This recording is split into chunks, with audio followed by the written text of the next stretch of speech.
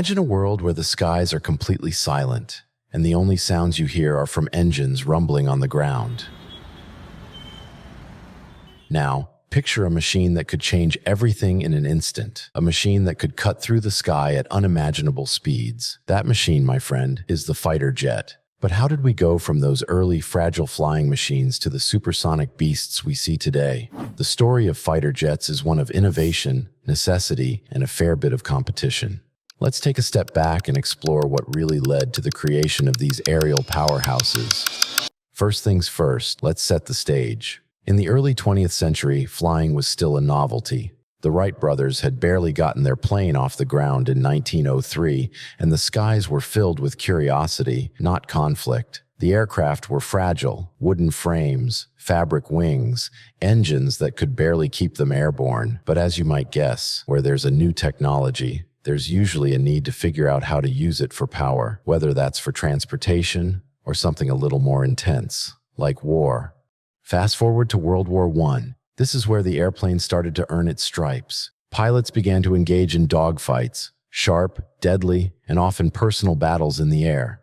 They weren't just flying for transport anymore. They were fighting for their lives. But here's the catch. At the time, airplanes were barely armed. They had machine guns, sure, but they weren't exactly built for combat. They were there to scout, to observe, to report, and sometimes just to drop bombs. But that wasn't enough. As war raged on, something became clear. Aircraft needed to be faster, more powerful, and, crucially, designed for combat. So, engineers began to think outside the box. It wasn't just about staying in the air anymore. It was about dominating the sky. But the biggest question was, how could we make an airplane that was good at fighting?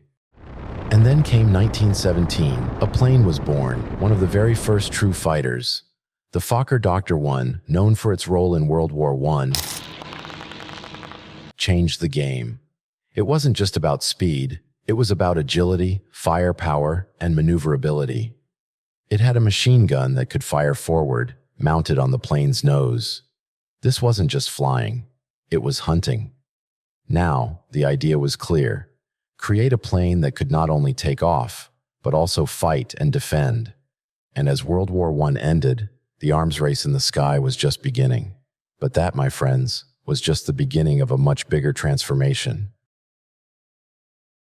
As the years went by, aviation continued to evolve.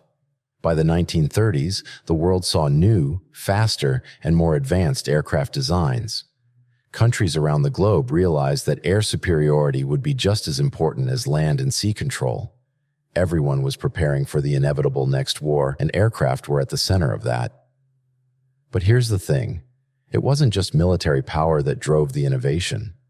The growing technology of engines, aerodynamics, and even radar was pushing the boundaries of what was possible. Then came World War II. This is where the real fighter jet game changed. Aircraft like the Supermarine Spitfire and the Messerschmitt Bf 109 showed us what combat aircraft could truly do. These planes were fast, lethal, and designed to fight in ways we hadn't seen before. But still, these were propeller-driven planes. The jet engine hadn't fully arrived yet. Then, in 1939, a revolutionary idea took flight: the jet engine. It wasn't just an idea anymore, it was a reality. The jet age truly began in the 1940s with the introduction of the first operational jet fighter, the German Me-262. What was that? What the hell was that? It went by like we were standing still. It was the Messerschmitt 262, the world's first operational jet fighter. It was faster than anything that had come before it, reaching speeds of up to 540 miles per hour. It was a game changer. But here's the thing. The Allies didn't have anything like it at the time. They were still fighting with propeller-driven planes, and that's where the real arms race started. In 1941, the British and Americans had to catch up, and quickly. The jet age was on the horizon, and it was going to change everything. Fast forward to the Cold War, the stakes were higher than ever. Air superiority was no longer just about speed and firepower, it was about technological dominance. The world was divided, and every superpower needed the best fighter jets to outpace their enemy. That's when we saw the rise of jets like the F-86 Sabre, the MiG-15, and later, the F-15 Eagle. These weren't just faster planes. They were capable of firing missiles, flying higher than ever, and engaging in high-speed dogfights at altitudes most people couldn't even imagine. Today, fighter jets are a completely different beast. The F-22 Raptor, the F-35 Lightning II, and the Sukhoi Su-57 represent the pinnacle of air combat. These machines are virtually invisible to radar, can perform maneuvers no human could ever survive without advanced technology, and carry weaponry that can strike with pinpoint accuracy from hundreds of miles away. Modern jets aren't just built to fight, they're built to dominate. So, what led to the creation of fighter jets?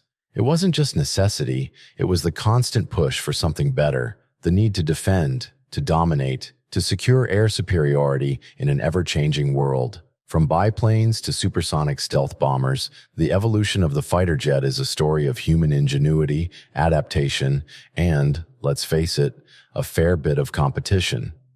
But here's the thing, fighter jets didn't just change the course of wars. They changed the way we view technology and innovation as a whole. They're a symbol of what happens when humanity decides to push the limits.